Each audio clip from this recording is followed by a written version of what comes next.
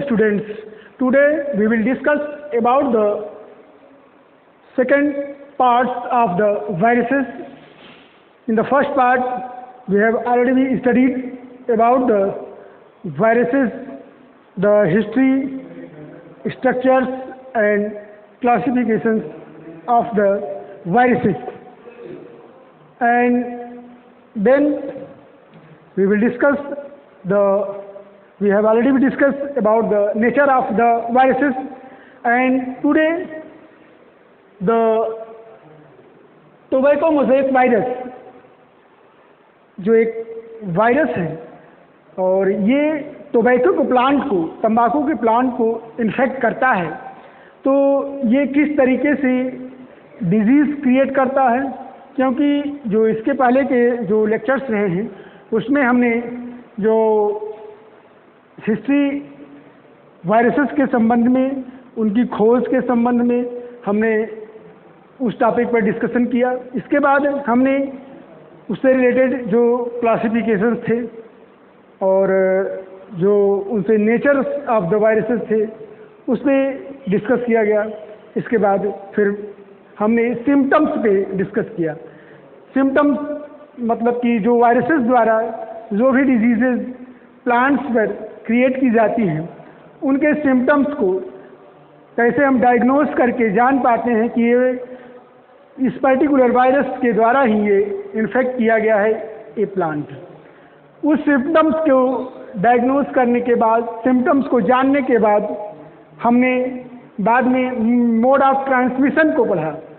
तो जो mode of transmission था उसका भी कुछ पार्ट आपको यहाँ पे देखने को मिलेगा।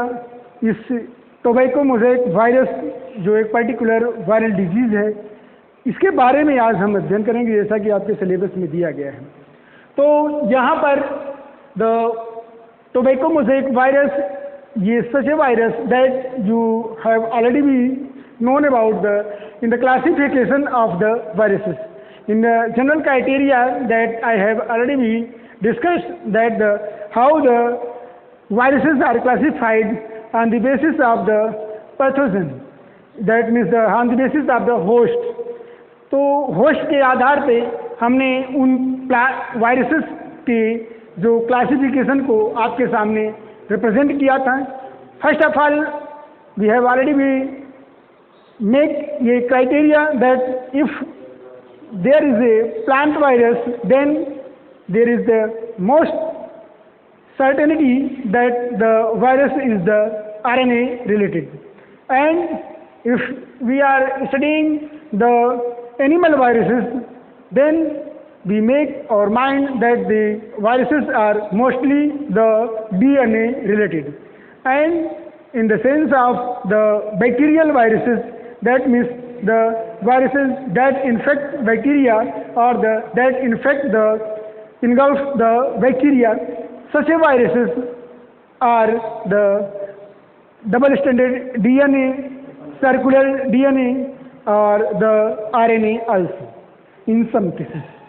But here in a general criteria we are studying a plant disease that is related to the virus, that also we can say to infect by a plant virus. And in such a condition, the usual manner, that means the plant viruses are related to the genetic materials that are the plant viruses is surely nothing but the RNA as a genetic material. तो यहाँ पर हमने ये जाना कि अगर हम plant viruses को पढ़ रहे हैं तो एज यूजुअल मैनर में हम कह सकते हैं कि इन वायरसेस में जो जेनेटिक मटेरियल है ये आरएनए एक जेनेटिक मटेरियल के रूप में यहाँ पर पाया जाता है। तो सबसे पहले हम टीएमवी वायरस की जो कुछ हिस्टोरिकल जो चीज़ें जिससे रिलेटेड हैं हम उस पर फोकस करेंगे। तो जो TMV that is the tobacco mosaic virus was discovered by D Ivanovsky. जैसा आप जानते हैं कि इवानोव्स्की महोदय का वायरस की जो हिस्ट्री है उसमें एक अहम रोल है। उसमें उन्होंने अपने एक खोज को जिस तरीके से रिप्रेजेंट किया था उसी तरीके से यहाँ पर उनकी जो डिस्कवरी है ये टोबैको मोज़ेक वायरस पर ये बहुत ही अहम रोल अदा करती है वायरस के एक हिस्ट्री में। तो यहाँ पर टोबैको मोज़ेक वायरस की खोज किसने की, अगर आपको डायरेक्टली ये, क्योंकि फर्स्ट पेपर में ये आपको जो क्वेश्चन से ऑब्जेक्टिव टाइप के क्वेश्चन होंगे तो इसमें आपको इस चीज़ को अंडरलाइन करना होगा कि डी इवानोव्स्की 1892 में इन्होंने टोबैको मोज़ेक वायरस की खोज की। फिर अब हम आते हैं कि वायरस की खोज तो करने के बाद इस चीज़ को कैसे आइसोलेट किया गया, इस पर्टिकुलर डिजीज़ जो प्लांट है, डिजीज प्लांट है, इसको आइसोलेट कैसे किया गया और किसके द्वारा किया गया, और फिर हम देखेंगे कि इसको क्रिस्टलाइज्ड फॉर्म में क्रिस्टलाइजेशन इसका किसके द्वारा किया गया। तो यहाँ पर isolation and crystallisation from the infected plant by the WM Stanley. तो क्रिस्टलाइजेशन का नाम आए तो स्टूडेंट्स आपको हमेशा ही स्टेनले महोदय को, ये स्टेनले मिलर नहीं है, ये WM स्टेनले एक अलग, ये दूसरे वैज्ञानिक हैं, वायरोलॉजिस्ट हैं। इन्होंने अपनी ओपिनियन जो ये वायरसेस के क्रिस्टलाइजेशन फॉर्म पर इन्होंने अपना ओपिनियन दिया। तो क्रिस्टलाइजेशन फॉर्म में वायरसेस के पाए जाने के कारण ही वायरसेस को हम एक नॉन लिविंग कैटेगरीज में भी हम इसको आइडेंटिफाई करते हैं। इस तरीके से अगर लिविंग नॉन लिविंग की कड़ी के रूप में भी अगर देखा जाता है तो crystallisation as the representation of a particular virus that means it is the a non living entity. तो इसके बाद अब हम आते हैं सीधे स्ट्रक्चर्स पर। ये जो टोबैको मोज़ेक वायरस का स्ट्रक्चर है ये कुछ ऐसे दिखता है जैसा यहाँ पर हम आपके सामने यहाँ रिप्रेजेंट किए हैं, बनाए हैं इस स्ट्रक्चर को। तो इसमें जो भी चीज़ें हैं हमने एक एक करके सबको यहाँ पे राइट डाउन किया है, और कुछ चीज़ें जो छुटी हुई हैं उनको हम आपके सामने मौखिक रूप से यहाँ पर आपको बताएंगे। तो सबसे पहले टोबैको मोज़ेक वायरस का स्ट्रक्चर, तो ओवरऑल जो एक शेप के रूप में अगर देखा जाए, शेप तो इस तरीके से एक मोज़ेक शेप इसका है। ये हेलिक्स, हेलाइसिस, नंबर ऑफ हेलाइसिस इसमें आपस में इस तरीके से एक सीढ़ी दर सीढ़ी अपने आप में ये जुड़ी हुई है। और तो ये अगर साइज़ की बात की जाए तो एक अच्छा खासा लेंथ में ये एक लार्ज वायरस है, और इसका जो लेंथ है ये 3000 एंगस्ट्राम और विड्थ इसका जो है 170 एंगस्ट्राम। ये भी हमेशा आप इसको याद करे रखिए, इसको जानने रखिए, क्योंकि ये भी डायरेक्टली क्वेश्चंस में पूछे जाते हैं। तो इसके पहले जो क्लास हमने लिया था उसमें आपको शेप के रूप में भी, shape and size of the various viruses के बारे में हमने डिस्कशन किया था। तो उसमें भी हमने एक जनरल जो स्ट्रक्चर होता है वायरस का उसको भी फॉर्मेट किया था, और इसके बाद हमने कुछ bacterial viruses and tobacco polio viruses and herpes viruses, different type के वायरसेस को एक शेप एंड साइज के आधार पे हमने वहाँ पे वेरियस जो वायरसेस थे उनको हमने स्टडी किया था, स्ट्रक्चर्स को भी बनाया था। यहाँ पर हम जो ये आपका टोबैको मोज़ेक वायरस है, इसमें सबसे पहले हमने आपका ये लेंथ बताया 3000 एंगस्ट्राम, और विड्थ कितना है बेटा, ये 170 एंगस्ट्राम इसकी विड्थ है। अब हम आते हैं इसके जो नंबर ऑफ जो आउटर कवरिंग है, सबसे पहले आउटर कवरिंग ही दिखी जा रही है।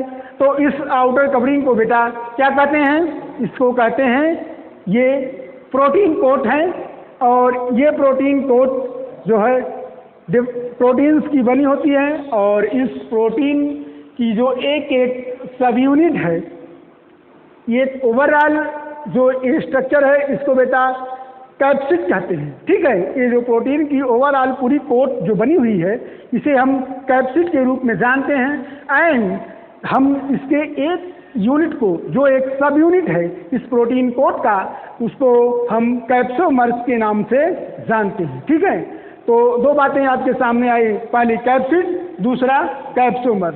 उसी कैप्सिड का सब यूनिट मतलब कि जो छोटी इकाई है उसे हम कैप्सोमर्स के नाम से जानते हैं।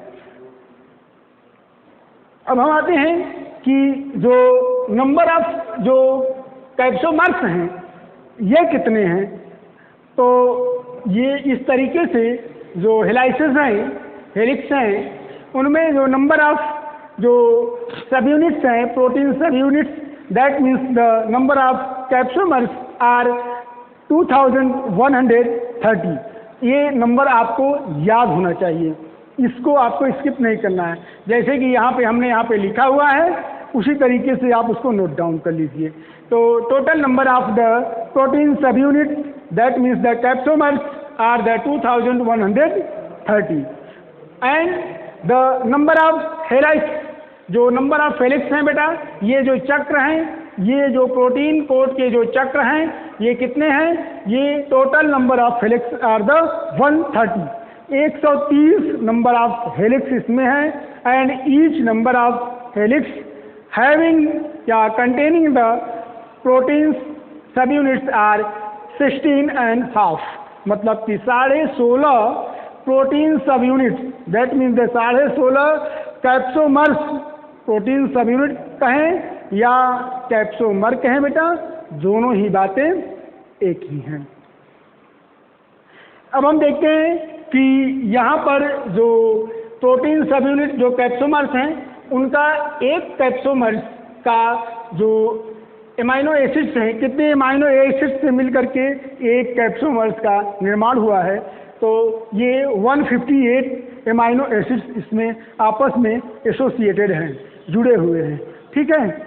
और इसका जो मोलेकुलर वेट है ये 18,000 है। तो ईच जो कैप्सोमर्स हैं उनके हमने आपको मोलेकुलर वेट को बताया और उसमें नंबर ऑफ एमाइनो एसिड्स को बताया। अब हम बताने जा रहे हैं कि जो टोटल नंबर ऑफ जो यहाँ पर एमाइनो एसिड्स हैं दैट आर द 4 लाख या 4 into 1, ये जो डायमीटर्स एंड मोलेकुलर वेट जो इसका है, यहाँ पर मोलेकुलर वेट इसका 158 है, मोलेकुलर वेट 18,000 है एक कैप्सोमर्स का। इसी तरीके से ये 4 लाख इसका टोटल मोलेकुलर वेट है। अब हम इसके जो जेनेटिक मटेरियल है उस पर बात करेंगे कि जो जीन्स हैं जिससे ये अपने डिजीज़ को ट्रांसफ़र करने में, ट्रांसमिशन में जो सहायता करता है, अपनी कॉपी बनाने में सहायता करता है। तो ये जो सेंट्रल जो क्वाइल रॉड शेप, ये रॉड शेप स्ट्रक्चर्स हैं और सेंट्रली क्वाइल जेनेटिक मटेरियल हैं और हेलिक्स के रूप में हेलिकल है। तो helical genetic material that means they are the RNA helix. और ये जो आरएनए हेलिक्स हैं ये नंबर ऑफ जो टोटल नंबर ऑफ न्यूक्लियोटाइड्स 6000 इसमें न्यूक्लियोटाइड्स हैं। तो ये जो बीच में सेंट्रल ये आरएनए हेलिक्स हैं इसमें टोटल 6000 न्यूक्लियोटाइड्स आपस में जुड़े हुए हैं और ईच हेलिक्स में ये जो है जो नंबर ऑफ न्यूक्लियोटाइड्स जो है आरएनए में 49 के आसपास, 49 सॉरी आसपास नहीं, कंप्लीटली 49 न्यूक्लियोटाइड्स इसमें एसोसिएटेड होते। तो एक ओवरऑल जितना भी इसमें स्ट्रक्चर्स हैं और इससे रिलेटेड स्ट्रक्चर से रिलेटेड जो भी इंफॉर्मेशन है हमने आपके सामने यहाँ पे रिप्रेजेंट किया। Last but not the list that is the protein और न्यूक्लिक एसिड का जो यहाँ पर रेशियो है ये कितना है बेटा, 94.4 ये % आपका प्रोटीन है। तो 5.6 जो रेस्ट ऑफ द पार्ट है that is the nucleic acid. तो न्यूक्लिक एसिड एंड प्रोटीन का जो यहाँ पे रेशियो है ये इस तरीके से है। अब हम आते हैं स्ट्रक्चर्स के बाद इसमें जो कुछ चीज़ें और एक्स्ट्रा जो इससे एसोसिएटेड हैं इस टोबैको मोज़ेक वायरस से, उस पर हम फोकस करेंगे। तो सबसे पहले देखेंगे कि जितने भी सब यूनिट्स हैं एज जैसे कि आप यहाँ पे देख रहे हैं कि भले ही आपको यहाँ पे कुछ बाद में जो लेंथ है इसकी बढ़ती चली जा रही है, लेकिन यहाँ पर जो है एक दूसरे से दबे हुए हैं सारे हेलाइसिस। तो इस तरीके से सभी हम ये मान के चलते हैं और यही होता भी है कि ये सभी बेटा ये आइडेंटिकल है। ठीक है, कैसे हैं ये? All of the subunits that are the identical.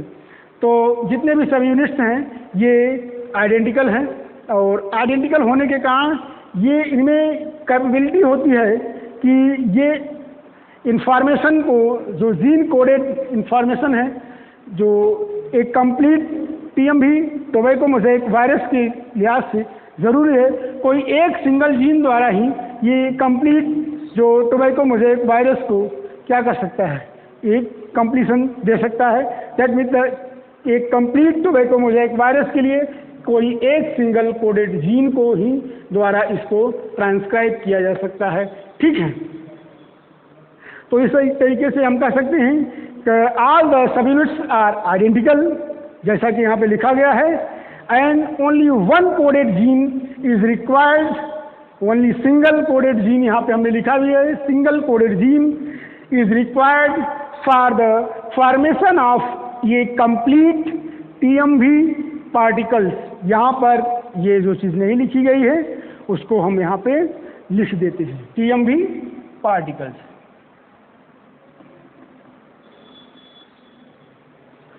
तो एक सिंगल कोडेड जीन द्वारा एक कंप्लीट टीएमवी जो पार्टिकल्स हैं वो उसको इंफॉर्मेशन को ये क्या कर सकते हैं, कोड कर सकता है, प्रोटीन को बना सकता है टीएमवी पार्टिकल को, एंड जो कि एक सेंट्रल में क्या है कि RNA as a genetic material इसमें सेंट्रल में ये है।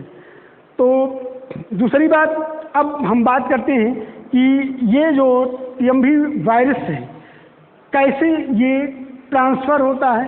तो जो ये टीएमवी वायरस है एज ये एक नेकेड विदाउट कोड की बात करते हैं, अगर इसमें सिर्फ RNA as a genetic material है तो ये आरएनए के रूप में भी ये इंटर कर सकता है as entering into the host. जैसे ही ये होस्ट में इंटर करता है, इंटर करने के बाद ये दो चीज़ें अपनाता है। इसमें दो चीज़ें, naked RNA capable of infecting tobacco plant direct the protein synthesis.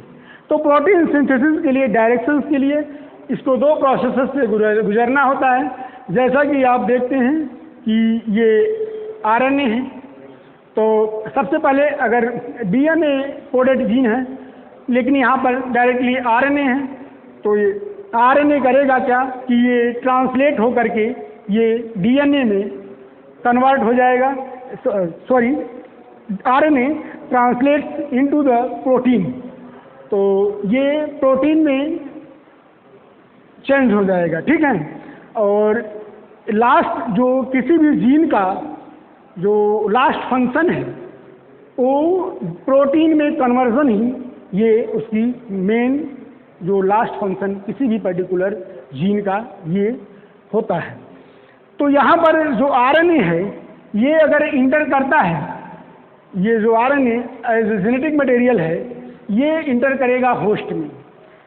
ये नेकेड आरएनए की बात कर रही है, तो ये होस्ट में इंटर करता है और इंटर करने के बाद उसमें जो जेनेटिक मटेरियल्स हैं उसमें दो प्रोसेसेस को अपनाता है। पहला तो ये क्या करता है कि सेल्फ रेप्लिकेट कर जाता है, या तो अपनी कॉपी बनाने लगता है, अपने आप रेप्लिका बना लेता है, ये सेल्फ रेप्लिकेटिंग होने लगता है। ठीक है, और दूसरी चीज़ें ये दूसरा प्रोसेस ये है कि सेल्फ रेप्लिकेटिंग न हो करके ये दूसरा प्रोसेस अपनाता है कि synthesis of virus specific protein for which it takes the, तो जो ये वायरस का जो जेनेटिक मटेरियल है आरएनए, तो आरएनए स्पेसिफिक प्रोटीन को ये क्या करेगा, सिंथेसाइज करेगा, और इसके सिंथेसिस के लिए उसको क्या रिक्वायर्ड होगा, उसके लिए रिक्वायरमेंट होगा कि जो रॉ मटेरियल जो प्राप्त करेगा वो कहाँ से प्राप्त करेगा बेटा,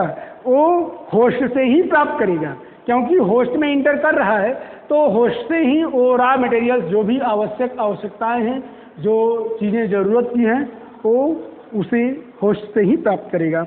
एंड नेकेड जो आरएनए है, अब इसकी जो आगे की बात है उसमें हम बता रहे हैं कि जो नेकेड आरएनए है उसकी जो इन्फेक्टिंग एफिशिएंसी है वो 1000th and the millionth in comparison to the जो कोटेड आपके आरएनए होते हैं उनके कंपैरिजन में। तो जो प्रोटीन कोटेड जो आरएनए हैं उनको क्या कहा जाता है बेटा? वैरियन कहा जाता है। वैरियन, ठीक है। प्रोटीन कोडेड जो आरएनए हैं उनको वीरियन कहा जाता है, और जो नेकेड आरएनए हैं उनको ऐसे नेकेड आरएनए कहा जाता है। लेकिन इनके इन्फेक्शन का जो कंपेरेटिविटी है, तो इन्फेक्शन जो नेकेड आरएनए है वो होस्ट को जो इन्फेक्ट करने की एफिशिएंसी है वो in comparison to virion is the 1000 to the millionth। मतलब इतना अंतर है कि अगर प्रोटीन कोटेड आरएनए नहीं है तो उसमें जो इन्फेक्टिंग करने की जो क्षमता है वो 1000 टाइम्स कम है in comparison to the protein coated RNA. तो यहाँ पर जो भी चीज़ें इससे रिलेटेड जो gene transformation into the protein, जो ये RNA as a genetic materials rod shape, helical rod shape जो स्ट्रक्चर्स हैं, तो उसको एक होस्ट में इंटर करने के बाद किस तरीके से वो जो लास्ट अपनी डेस्टिनी है उसको प्राप्त करता है। कोई भी जो जेनेटिक मटेरियल है, जो जीन है, उसकी लास्ट जो डेस्टिनी है वो बेटा क्या है? वो as the formation of the protein. Protein को बनाना ही किसी भी जीन का जो लास्ट एम होता है। तो आइदर ये जो जीन है ये नेकेड जीन हो या फिर ये आपका प्रोटीन कोटेड जीन है, ये डिपेंड करेगा। अगर ये नेकेड है तो हमने बताया कि उसकी जो इन्फेक्टिविटी की क्या पॉसिबिलिटी है, और जो अगर ये नेकेड नहीं है तो उसकी क्या पॉसिबिलिटी है। और एक बात और, जो कि हेलाइसिस है, जो ये एक नंबर ऑफ हेलाइसिस में जो पिचेज हैं ये 23 जो डिग्री है, ठीक है। तो ये पिच जो है 23 एंगस्ट्रॉम जो है इसका ये दिया गया है। और at the time of infection, अगर इन्फेक्शन के समय, तो यूजुअली द इंटायर वीरियन, अगर वीरियन की बात करते हैं, अगर नेकेड जीन इंटर किया तो हमने बताया किस तरीके से, और वीरियन जैसे कि ये प्रोटीन कोडेड जीन है, अगर वो एंट्री करता है तो उसका जो है प्रोटीन को फॉर्मेशन करने का जो टारगेट है ये कैसे होगा। इसके लिए क्या होता है कि जैसे ही ये प्रोटीन कोडेड जो वीरियन है ये होस्ट में एंट्री करता है, और होस्ट में एंट्री करने के बाद क्या होता है कि जो प्रोटीन कोड्स हैं that are the undergoes the degeneration. तो ये क्या हो जाते हैं? डीजनरेट्स हो जाते हैं। और जबकि जो आरएनए होता है, जो जब प्रोटीन कोड डीजनरेट हो जाएगा बेटा, तो जाहिर सी बात है वो बचेगा क्या? वो as like the naked RNA की तरह ही वो काम करने लगेगा। और जो आरएनए है वो सिंथेसाइज करेगा, या तो रॉ मटेरियल्स होस्ट से लेगा, रिक्वायर्ड रॉ मटेरियल्स, एंड या फिर क्या करेगा कि वो डायरेक्टली दैट सिंथेसाइजेज द प्रोटीन। तो लास्ट में एक इसी तरीके से प्रोटीन सब यूनिट को बनाता है। और ये नंबर ऑफ हेलाइसिस जो प्रोटीन सब यूनिट्स हैं, छोटे छोटे सब यूनिट्स जो कि कैप्सोमर्स हैं, वो एक एक जो कोडिंग के द्वारा जो आरएनए है वो नंबर ऑफ जो कैप्सोमर्स इसी तरीके से ये बनाते जाते हैं। और इस तरीके से इसका एक कंप्लीट जो सब यूनिट्स हैं, टोटल 2130 सब यूनिट्स ये कम्प्लीटली बन के तैयार हो जाते हैं। और एक वेल सोफिस्टिकेटेड मैनर में, जैसे एक टोबैको मोज़ेक वायरस यहाँ पर आपको यहाँ पे बनाया गया है, उसी तरीके से ये जो जीन है आरएनए ए प्रोटीन को फॉर्मेट करते हुए एक एक कैप्सूमर्स को बनाते हुए इस तरीके से ये 130 हेलिक्स एंड इन द पर helix the 16.5 subunits of the proteins are consisting in each helix and total numbers of the capsomers, that is the 2130, and all in all they are collectively known as the capsid. ये सभी जितने भी ये capsomeres हैं जो protein सब units हैं, ये आपस में मिल करके एक प्रोटीन का एक बहुत बड़ा भाग ये कवर या कोट बनाते हैं, outer covering that surrounds the genetic material, that means the RNA. ये RNA that also a rod shape and also the shape that the helical shape. तो ये सेंट्रली हेलिकल शेप या रॉड शेप हैं।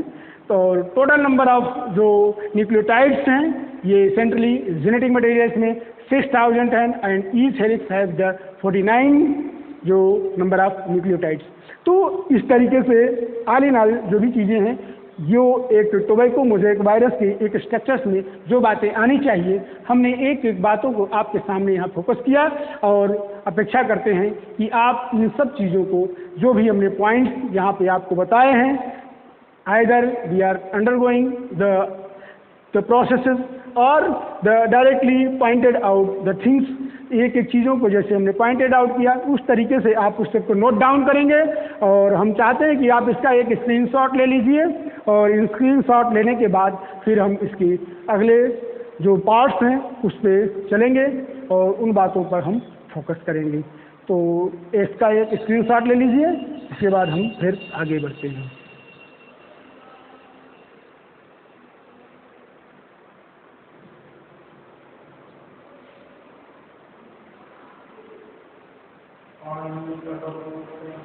तो जो TMV viruses के genetic materials के replication and the last destiny that is the formation of the protein को हमने इसके पहले देख चुके हैं। और अब हम जो sources of the transmission that means the sources of the TMV infection, जो इन्फेक्शन हो एक पर्टिकुलर प्लांट होस्ट में जो भी इन्फेक्शन क्रिएट हो रहे हैं ये पर्टिकुलर वायरस द्वारा, वो किस किस मेथड्स द्वारा हो रहे हैं, उन सोर्सेज को उन मेथड्स को यहाँ पर हम जानने की कोशिश करेंगे। हालांकि जो ओवरऑल एक जो मोड ऑफ द ट्रांसमिशन है, हमने एक ओवरऑल जो आपके सिलेबस के अनुसार हमने प्रीवियस जो वीडियो हैं उसमें मोड ऑफ द ट्रांसमिशन को स्टडी कर लिए हैं, लेकिन वो एक ओवरऑल जो मोड ऑफ ट्रांसमिशन था तो उसको हमने एक लंबा खाका बना करके आपके सामने रिप्रेजेंट किया। यहाँ पर हम इस पर्टिकुलर जो टोबैको मोज़ेक वायरस हैं, हम उसी के इन्फेक्शन के जो मोड ऑफ इन्फेक्शंस हैं, जो मेथड ऑफ ट्रांसमिशंस हैं, जो जेनेटिक मटेरियल्स के और वो कैसे इन्फेक्ट करते हैं, उनको हम यहाँ पर देखने की कोशिश करते हैं। तो पहला पॉइंट आप ज़रा ध्यान दीजिएगा, थ्रो सॉइल एंड सीड्स। तो जो पहला जो मोड ऑफ जो इन्फेक्शन है, ये कोई भी वायरसेस हैं, हमने आज के पहलू में भी अगर एनिमल वायरसेस को बात करते हैं तो कोरोना वायरस से कोई अछूता नहीं है। तो आज भी आप देख रहे हैं कि जो व्यक्ति जो भी पर्टिकुलर जो इंडिविजुअल्स हैं वो सभी के सभी क्या कर रहे हैं, अपने आप को एक दूसरे से कांटेक्ट में न आए और उनके जो ये जो रेस्पिरेशन के बाद जो चीज़ें बाहर निकल रही हैं वो एक दूसरे के संपर्क में न आए, इसके लिए मास्क वगैरह लगाया जा रहा है। तो ये यहाँ पर प्लांट में भी वो वायरसेस के लिए लागू होती हैं। तो वायरसेस ये that are the such a entity that if they undergoes the entry either they are the contacting और the without contact, they enters to the host and they undergoes the host replicating their genetic material by the capturing the host genetic material or by any methods and they infect the host plant. तो host plant को क्या करेंगे, वो infect कर देते हैं। तो host plant के इन्फेक्ट करने के लिए जितने भी मेथड्स, जो भी तरीके एक वायरस के द्वारा अपनाया जाता है, उन सभी को हम यहाँ पे देख रहे हैं। तो पहला मेथड है सॉइल एंड सीड्स के द्वारा। तो ये बात है कि अगर किसी पर्टिकुलर जो जियोग्राफिकल एरिया है जहाँ पर किसी भी प्लांट को हमने वहाँ पे शो ऑफ किया है, हमने उसको यहाँ पे बोया गया है, कोई भी प्लांट या उसको फील्ड में ये एग्रीकल्चरल आइदर टोबैको या कोई और भी प्लांट है, तो वहाँ पर जो वायरस है ऑलरेडी ही वहाँ पे प्रेजेंट है। और प्रेजेंट कहाँ है बेटा? यहाँ पर प्रेजेंस की बात या तो सीड्स में है या सीड के थ्रू है या सॉइल में ही ऑलरेडी जो वायरस प्रेजेंट है। तो ये दोनों ही जो चीज़ें हैं इनके द्वारा भी इन्फेक्शन को, जैसे सीड में है तो सीड से एक new plantlets of the tobacco तैयार होगा, और वो जो प्लांटलेट्स है अगर इन्फेक्टेड सीड्स के द्वारा ये प्लांटलेट्स तैयार हो रहे हैं, तो ये प्लांटलेट्स भी क्या होंगे बेटा? ये इन्फेक्टेड होंगे। तो ये इन्फेक्टेड प्लांट्स एक टोबैको मोज़ेक वायरस को क्रिएट करेंगे, और एक कंप्लीट वायरस जो होता है वो पूरे प्लांट को क्या करेगा? उसकी पूरी प्लांट की जितनी भी एबिलिटी है उसको क्या करेगा? कैप्चर कर देगा, और प्लांट के आइदर द फ्लावरिंग और the reproduction and the production and yields are going to be affected. सभी की सभी चीज़ें क्या हो जाएंगी? इफेक्टेड हो जाएंगी, और सब पर उसका प्रभाव पड़ेगा। फिर अब हम देखेंगे कि अगर सॉइल एंड सीड्स को भी, भाई अगर सीड्स कहीं फॉरेन से सीड्स आ रहे हैं, हाइब्रिड सीड्स हैं, और इन सीड्स में वायरसेस हैं, अगर इनको क्वारंटाइन नहीं किया गया है, मतलब उन वायरसेस को जो सीड्स हैं, अगर उन वायरस इन्फेक्टेड सीड हैं, उन सीड्स को क्या किया जाए बेटा? उनको अलग किया जाए, और जो कि एक नॉर्मल सीड्स की तरफ जैसे ट्रीटमेंट, या तो फिर उसको ट्रीट किया जाए पहले किसी भी जो केमिकल्स के द्वारा सप्रेस किया जाए वायरसेस को, या फिर उनको क्वारंटाइन करके अलग कर दिया जाए, और फिर जो भी सीड्स जो नॉर्मल सीड्स हैं उनको अगर आप फील्ड में बोते हैं तो एक नॉर्मल सीड्स तैयार होगा। लेकिन यहाँ पर जो सोर्स ऑफ पीएमवी इन्फेक्शन है, हम पहला सोर्स मानते हैं सॉइल एंड सीड्स को। दूसरी बात की जो एग्रीकल्चरल टूल्स हैं जिनको हम मैकेनिकल मीन्स कहते हैं, तो ये जो इन्फेस्टिव जो टूल्स हैं जिसके द्वारा या तो हम प्लांट को क्या करते हैं? प्लांट की बुआई करते हैं या प्लांट की कटाई करते हैं इसको यील्डिंग के लिए। तो उस तरीके से जो एग्रीकल्चरल जो टूल्स जो इस्तेमाल किए गए हैं, अगर they are not to be sterilize, अगर वो स्टेरलाइज नहीं है, तो जाहिर सी बात है कि अगर वो पहले जो भी फील्ड में agricultural as a part of tools ये इस्तेमाल किए गए हैं, तो वो उसमें वायरस होना 100% लाजमी है। और ये अगर वायरस उस पर्टिकुलर जो टूल्स हैं अगर उसमें है, तो अगर उसका इस्तेमाल हम एक न्यू नॉर्मल प्लांटलेट्स के लिए करते हैं, तो जाहिर सी बात है कि ये जो प्लांटलेट्स हैं ये भी अंडरगोइंग द इन्फेक्टेड, तो वो भी इन्फेक्शन उसमें होना तय है।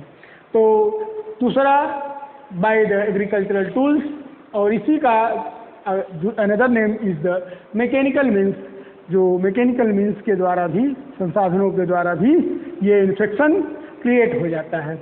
फिर थर्ड पॉइंट पे आते हैं कि vegetative and reproductive plant parts.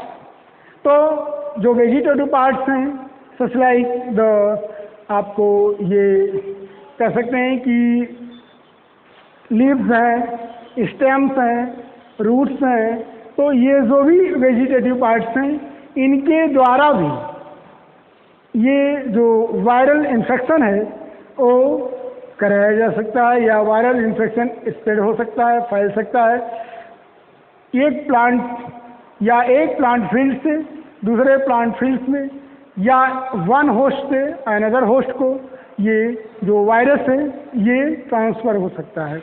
और ट्रांसफ़र होने के बाद either they are the transferring material is the naked RNA or the virion, that means the coated RNA that is the coated by the protein coats. तो या तो वो protein quotes के द्वारा कोटेड है या फिर ए नेकेड आरएनए है, लेकिन they are undergoes the creating the infection into the host plantlets. तो जो होस्ट प्लांटलेट्स हैं उसमें ये इन्फेक्शन को क्या कर सकते हैं, क्रिएट कर सकते हैं। And after the creation of ए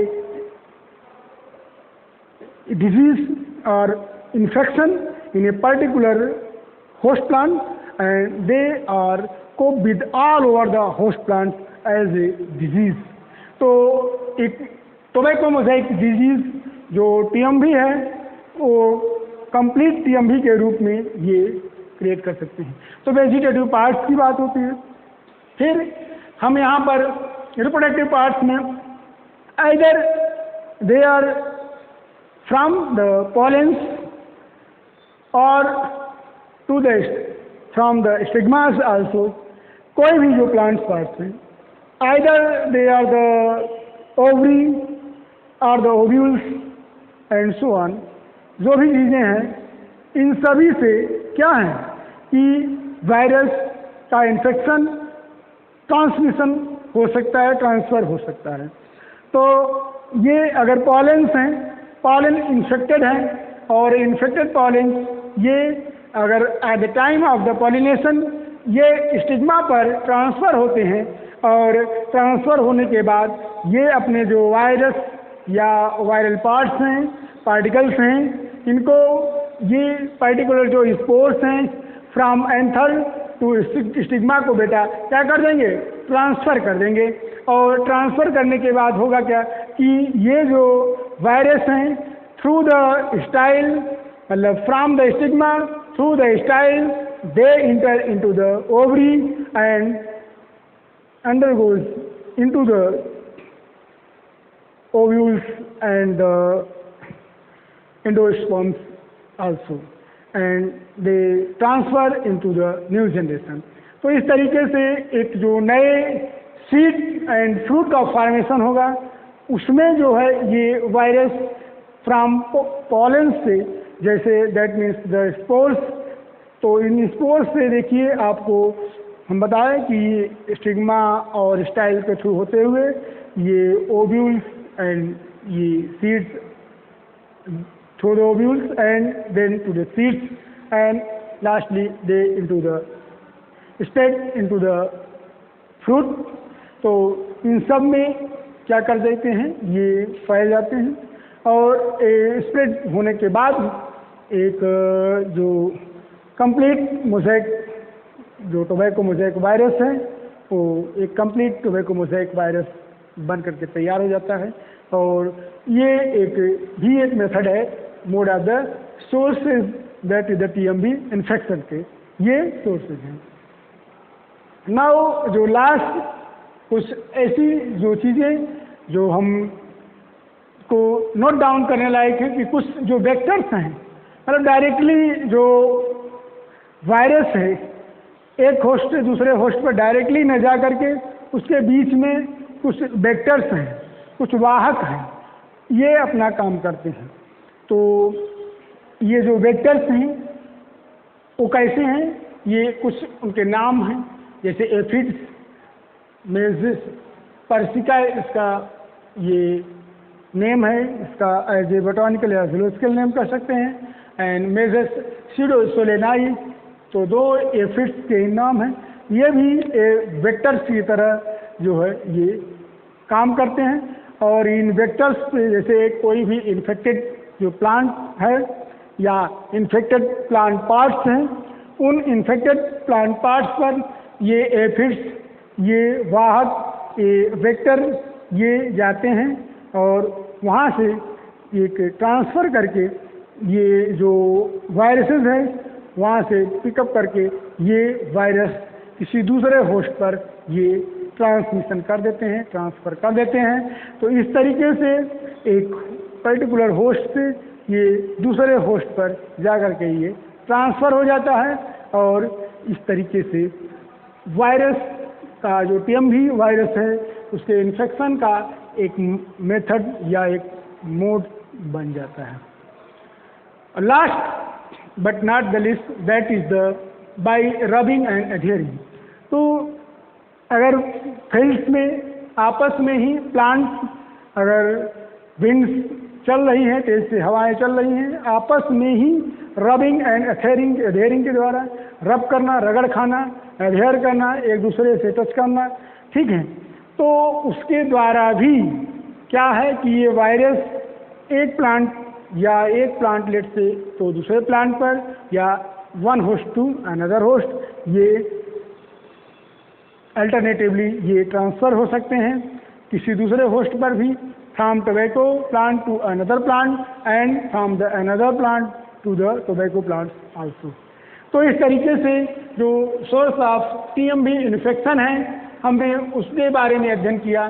तो उसमें क्या क्या चीज़ें आई, through the soil and seeds and agricultural tools, mechanical, ये सब एक एक चीज़ों को, vegetative, reproductive, plant parts and aphids के बारे में हमने, मेजर्स पेस्टिका एंड मेजर्स टू द सोलेनाई, रबिंग, एधेयरिंग, इन सारी मेथड्स को हमने यहाँ आपके सामने रिप्रेजेंट किया। आई होप कि ये जो भी मेथड्स हैं ये सभी आपको समझ में आ गए होंगे।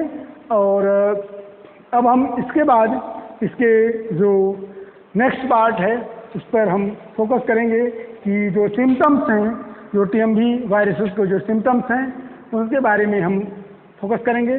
तो अब हम चलते हैं अगले पार्ट पे, टीएमवी वायरसेस के सिम्टम्स पे।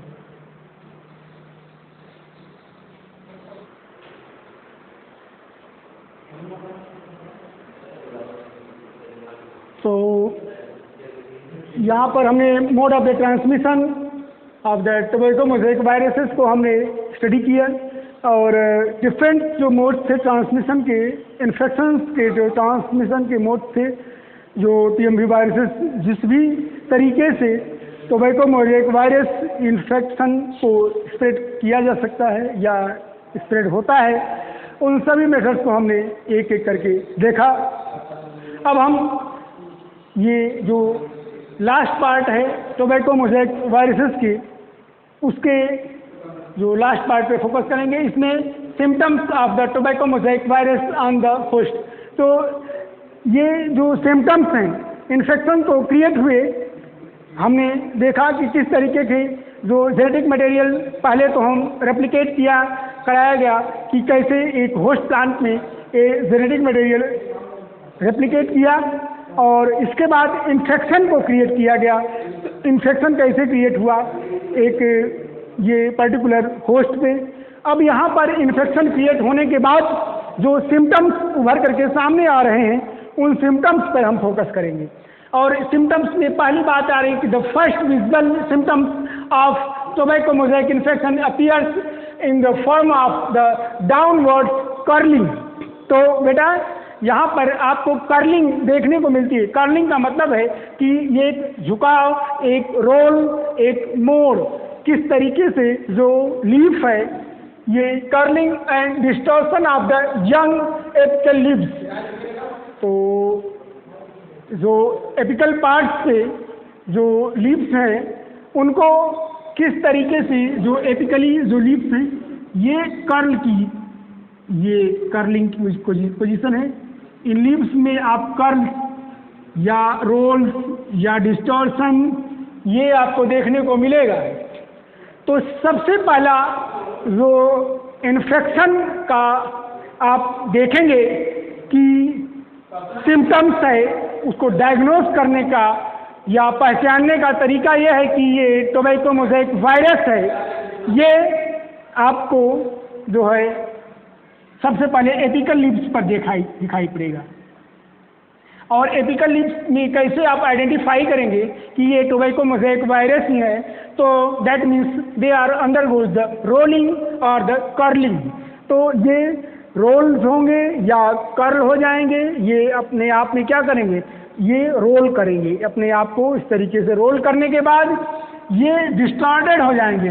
That means they are creating the some abnormalities. तो ये एबनॉर्मेलिटीज को क्रिएट करेंगे। जो एक नॉर्मल लीफ, जो एपिकल लीव्स जो कि बहुत ही सॉफ्ट होती हैं, उन एपिकल लीव्स में डिस्टॉर्शन देखने को मिलेगा और या फिर कर्लिंग या रोलिंग आपको देखने को मिल जाएगा।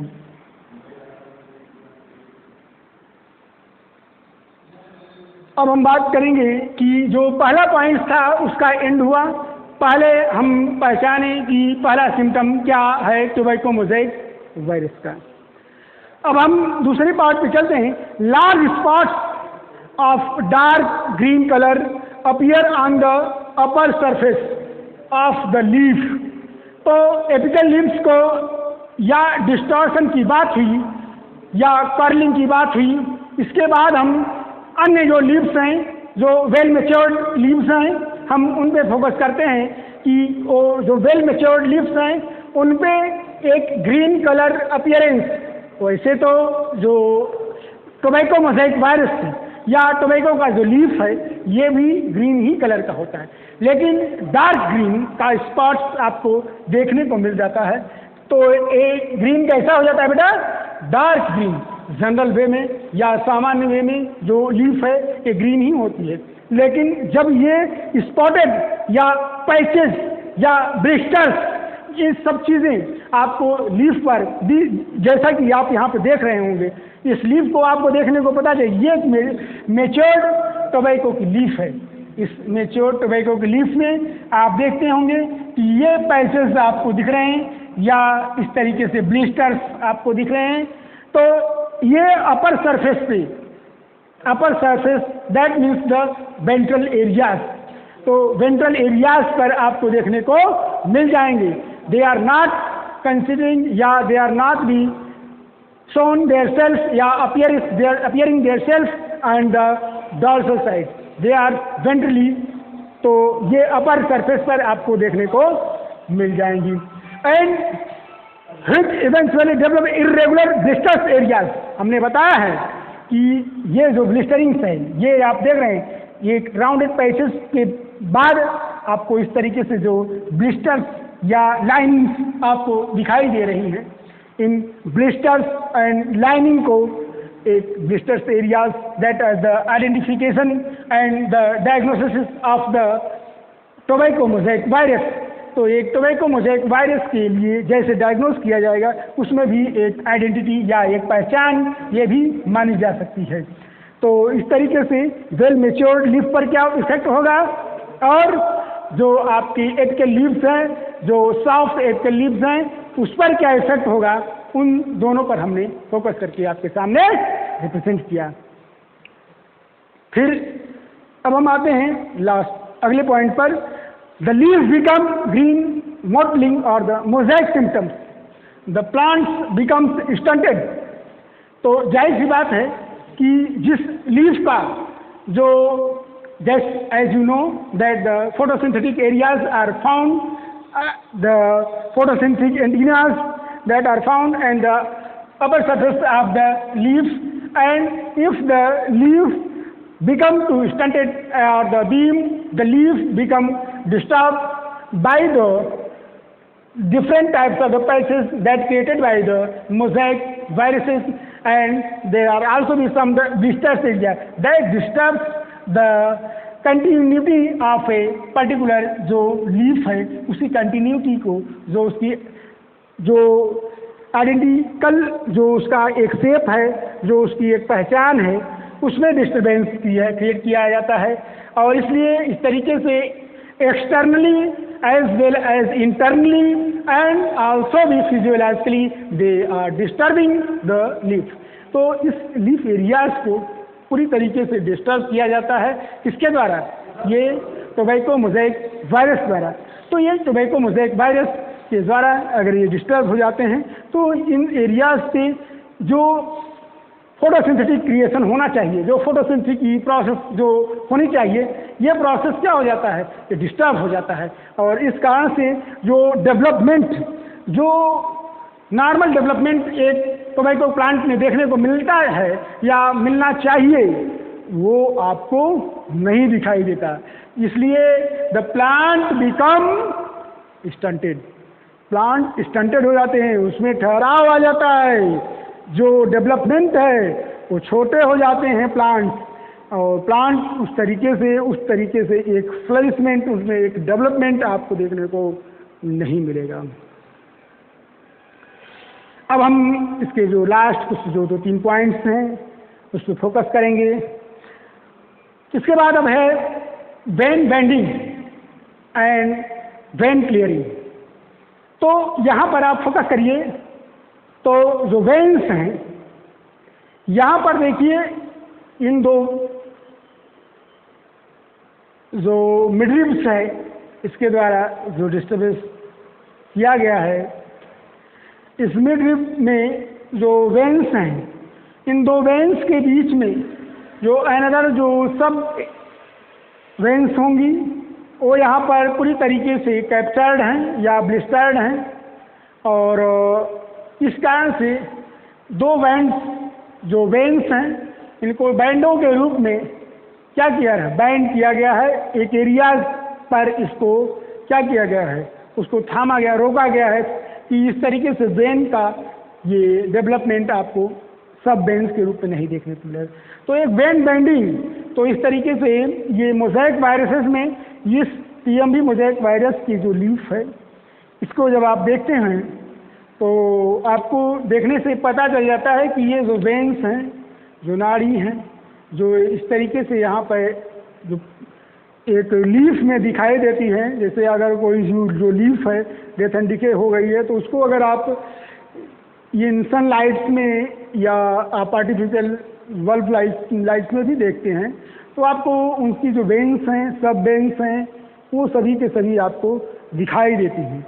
और यहाँ पर आप देखेंगे कि जो सब वेन्स हैं उनको पैसेज में क्या किया है, पैसेज एंड ब्लिस्टर्स ये एक क्या किए हैं, उसको इनगल्फ कर दिए हैं, मतलब उसको यहाँ से पूरी तरीके से डिजनरेट कर दिए हैं, और इसलिए एक दो बैंडों के रूप में, बैंड्स के रूप में वेन्स यहाँ पे दिखाई दे रही हैं। ठीक है, ये सब बैंड जो वेन्स हैं, सब वेन्स हैं, ये बैंडेज छोटे छोटे ब्लिस्टर्स जो हैं ये बैंड के रूप में जो वेन्स हैं ये बैंडों के रूप में एक प्रेजेंट हैं। तो इस तरीके से इनको हम वेन बैंडिंग की भाषा कह सकते हैं कि ये भी एक पहचान है। किसकी पहचान है बेटा? ये आपका जो टोबैको मोज़ेक वायरस अगर टोबैको को प्लांट पे होता है तो उसको लीफ को, जो वेल मैच्योर्ड लीफ है, उसको देख करके हम पहचान सकते हैं कि ये जो है इस तरीके से टोबैको मोज़ेक वायरस इसके ऊपर इन्फेक्ट किया है, या जो इन्फेक्शन है ये टोबैको मोज़ेक वायरस द्वारा है। वेन क्लियरिंग, तो यहाँ पर जो वेन्स हैं ये पूरी तरीके से जो बीच का जो अन्य पार्ट्स हैं वो डिजनरेट्स हो गए हैं, और इसलिए जो वेन्स हैं क्लियर रूप में दिखाई दे रही हैं, वेन क्लियरिंग। तो अन्य चीज़ें जो पैचेज या ब्लिस्टर्स हैं उनके अलावा जो अन्य जो वेन्स हैं वो क्लियर पूरी तरीके से आर पार एक ट्रांसपेरेंट कह सकते हैं, और एक इस ट्रांसपेरेंसी को ही वेन क्लियरिंग की भाषा कहते हैं। तो vein banding and vein clearing ये दोनों ही चीज़ें आपको टोबैको मोज़ेक वायरस डिजीज़ में एज ए सिम्टम आप उसमें देख सकते हैं। फिर abnormalities in the cell and tissues, तो सेल एंड टिश्यूज़ में भी जैसा कि आप देखते हैं कि हाइपरप्लेसिया, ये कुछ जो सेल्स हैं वो एबनॉर्मल हो जाती हैं, और ये भी आपको टोबैको मोज़ेक वायरस में जो इंटरनल सिम्टम्स में आप इस चीज़ को देख सकते हैं कि टोबैको मोज़ेक वायरस का जो इन्फेक्शन है वो जो सेल्स हैं, सेल्स को डिस्टर्ब करता है, सेल्स के डेवलपमेंट को डिस्टर्ब करता है, सेल्स के जो मेटाबॉलिक सिस्टम है उसको डिस्टर्ब करता है। तो इस तरीके से cell either undergoes the hypoplasia या hyperplasia, and they are also भी increase the number of cells और the increase the cell size, या तो सेल की साइज को इंक्रीज हो जाती है या तो number of the cells increase होता है। इस तरीके से जो symptoms of the tobacco mosaic virus on the tobacco plants पर जो हमको अपीयर होते हैं, जो हमने उस चीज़ को देखा, उन सब को हमने एक एक करके आपके सामने यहाँ पर रिप्रेजेंट किया। और अब हम इस तरीके से जो भी टोबैको मोज़ेक वायरस में जो भी चीज़ें इस डिजीज़ के अंतर्गत आती हैं, हमने सबसे पहले उसके हिस्टोरिकल पार्ट्स पे फोकस किया, और फिर सिम्टम्स स्ट्रक्चर्स को हमने देखा, स्ट्रक्चर्स को क्या क्या चीज़ें उसके अंदर आती हैं उन पे हमने फोकस किया, और फिर सोर्सेज ऑफ द इन्फेक्शन उन पे देखा गया, और फिर symptoms of TMV on the host, उन सब चीज़ को देखते हुए फिर हमने ये यहाँ तक सारी बातों को एक एक करके आपके सामने क्लियर किया। आई होप कि आपको इन सब बातों से अच्छी तरीके से आप परिचित हो चुके होंगे, और अब इसका एक आप स्क्रीनशॉट ले लीजिए, और जिससे अब एक नए वीडियो के साथ आपके सामने हम पुनः उपस्थित होंगे। तो आज के लिए बस इतना ही, और फिर हम एक नए वीडियो के साथ आपके सामने हाजिर होंगे। तो आज का ये टोबैको मोज़ेक वायरस का जो वीडियो है, आप उसको एक बार दो बार देख करके इसमें जो भी इससे रिलेटेड जो आपको ऑब्जेक्टिव्स हैं आप उसको बनाइए, और आई होप कि सभी के सभी जो क्वेश्चंस हैं आप उन सब क्वेश्चंस को गो थ्रू हो जाएंगे, और आपको कोई भी क्वेश्चंस में कोई प्रॉब्लम नहीं क्रिएट होगा। तो इस तरीके से आज का जो ये वीडियो है यहीं पर कंप्लीट होता है। Thanks for the today's class. Thank you.